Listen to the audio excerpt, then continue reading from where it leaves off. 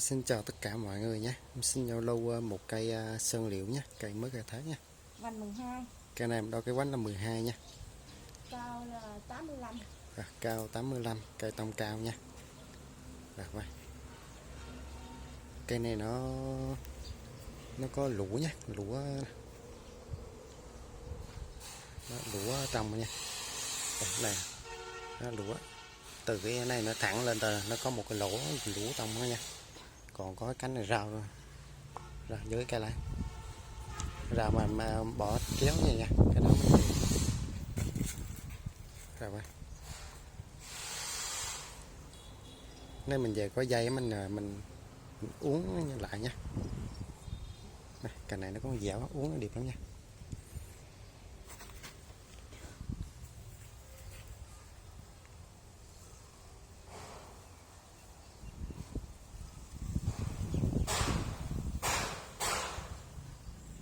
Rồi,